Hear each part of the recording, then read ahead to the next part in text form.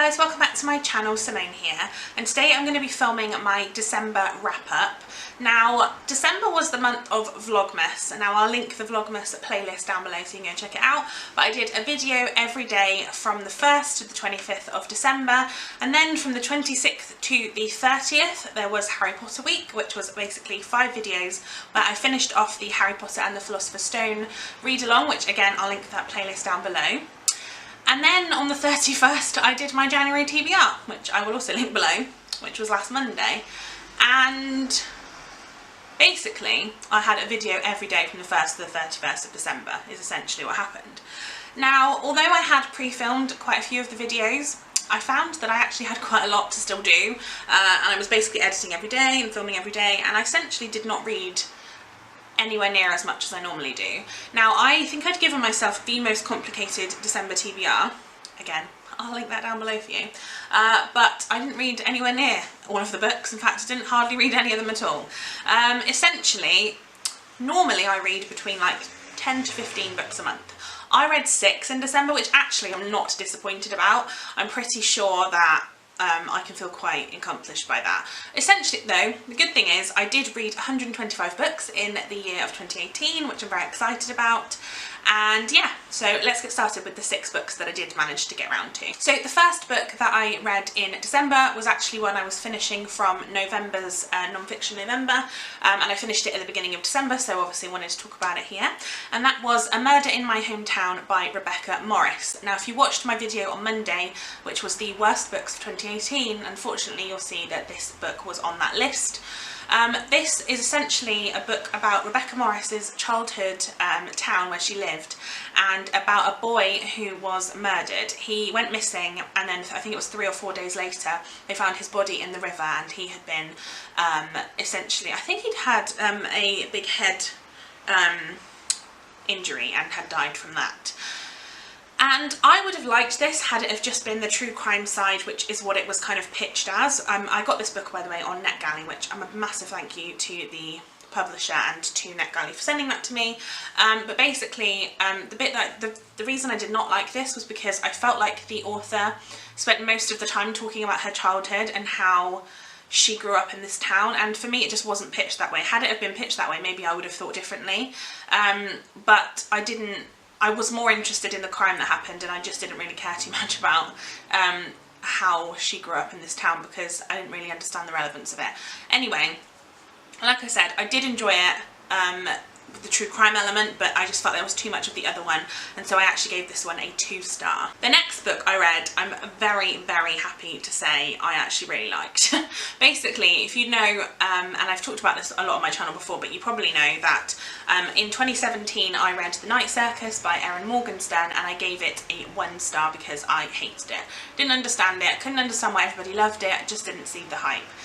And then earlier this year I read The Host by Stephanie Meyer, which I'd previously given a 1-star and actually really liked and gave it a 4-star. So I thought, do you know what, I'm going to give The Night Circus another go, particularly because Ashley from A Frolic Through Fiction raves about this book. It's her like favourite book of all time.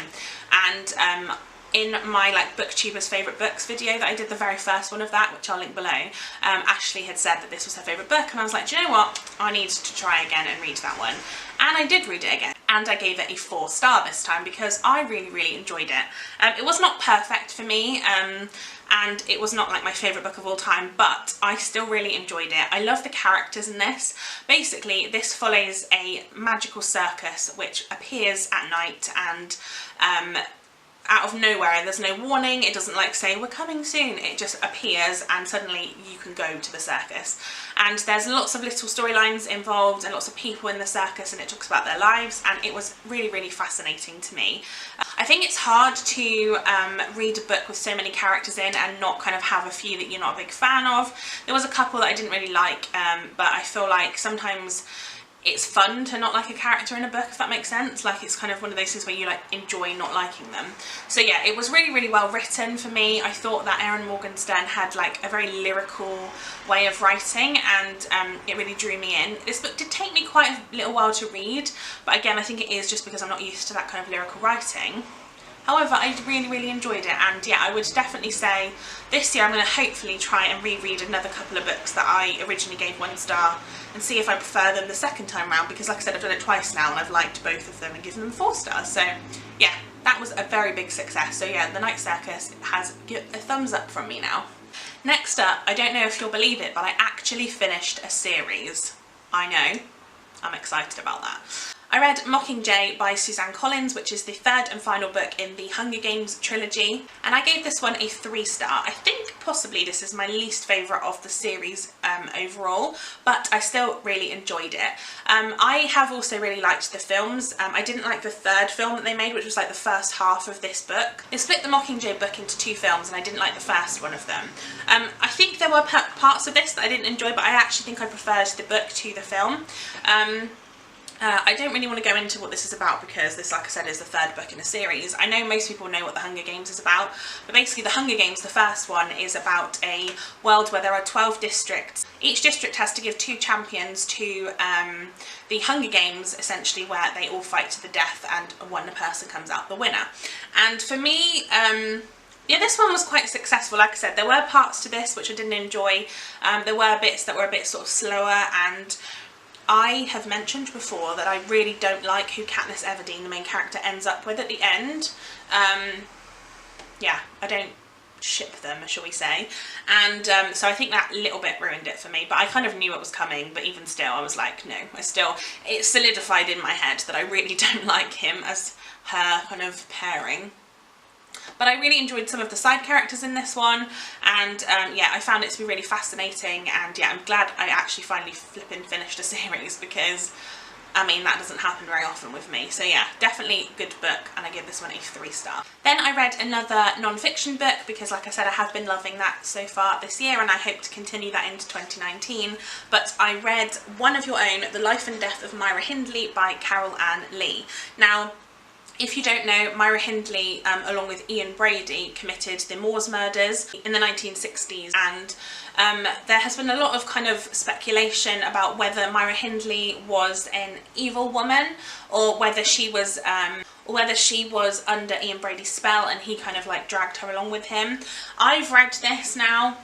It is a big book, so yeah, it did take me some time to read. But to be honest with you, it made me realise that I don't feel any sympathy for Myra Hindley. I think she knew what she was doing, and I think it made me realise just how evil I think she is. Yeah, she's quite eloquent in the way she talks and the way she kind of writes, because she's written her own like an autobiography kind of thing, like she wrote in prison. But I often feel like she kind of feels a bit like woe is me, and oh my, you know, but she has no remorse, which is what the thing that really bugs me, and like I can't ever feel sympathy for her.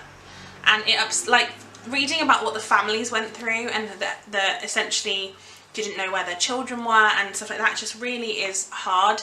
The one thing I did enjoy about this is it is purely about her, although Ian Brady obviously is mentioned in it because, you know, it was about the story of the 2 of them. Basically, when they go to prison, it doesn't talk that much about him, and there's nothing about his thoughts and stuff in this, because I find Ian Brady to be a disgusting, despicable human, and I did not want to read a book about him, essentially. So yeah, I found it interesting, but yeah, I don't feel any sympathy for her. I think Carol Ann Lee is amazing, and I think Carol Ann Lee has done a lot of research, and I think she's written an incredible book, and I gave it a 5 star, but that doesn't mean that I in any way endorse or feel sympathy for Myra Hindley as a character, as a kind of, I say character, but as a kind of her character as a human. Next up, I read another zombie novel, which we all know I'm loving right now, and I read Zombie Britannica by Thomas Empson. If you watched my Try a Chapter tag, which went up right at the end of November, you'll know that this is the book that I picked for my TBR in December, and I did actually finish it. This one I really enjoyed. I gave it a 4 star, but it comes with a little bit of a warning if you decide to pick this one up. It is incredibly graphic in terms of gore and in terms of violence. However, it's not just that. There are some despicable people in this. Basically, the thing that I enjoyed the most about this is normally I find in zombie novels that you get the zombies and then you get the kind of like angel humans who've never done anything wrong in their lives, but they're trying to like escape and they're all kind of scared and they don't know what they're doing. This one, there wasn't many people in this that I thought were nice. Like they essentially, it was like, this is what the human race will come to. Horrible people, basically. There was a lorry driver in this who essentially was having kind of like paedophilic thoughts about a 12-year-old girl and yes, threatened to rape her, which was horrible to read.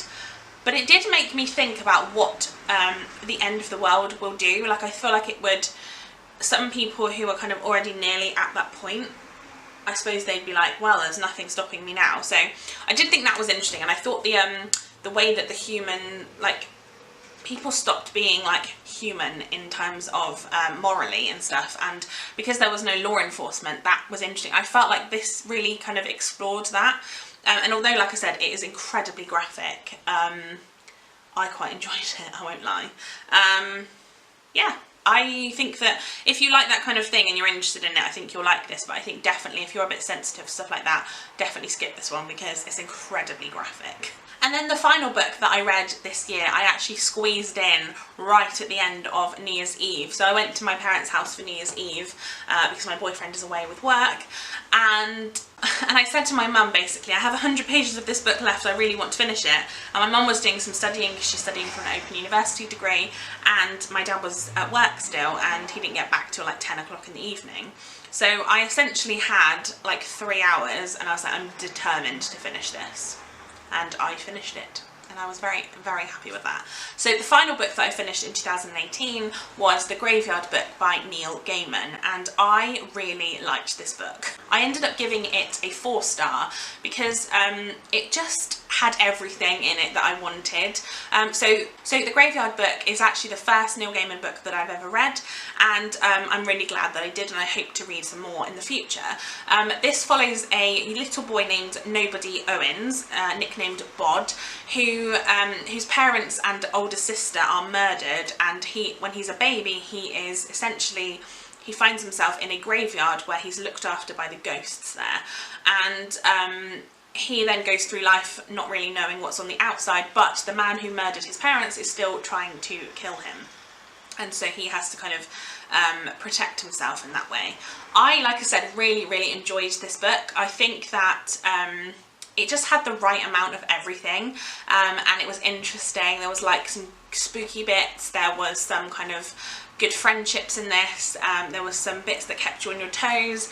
Also, the copy I have, I don't have it with me now because I gave it to my mum, but the copy that I have has actually got some illustrations in it, and I can't remember the name of the author, but he did some brilliant illustrations in this book, and I loved it, and it just really helped the atmosphere. And yeah, I'm really glad that I managed to get this one finished right at the last minute and got my 125th book, which was great. So yeah, they are the books that I read in the month of December. Let me know what books you read in December. I realised I had quite a creepy reading month. I read like some good old thrillers and some gross things and some non-fiction about some grisly things too. So yeah, I'm quite excited about the year 2019 and the books that I'm going to read. So let me know, like I said, what you read in December and what was your favourite and your least favourite book of the year. And give this video a thumbs up if you enjoyed it, and subscribe to my channel if you haven't already. If you didn't know, I'm now uploading videos every Monday, Wednesday and Friday at 5 PM, so do come back on Monday for another one, and I'll see you then. Bye guys!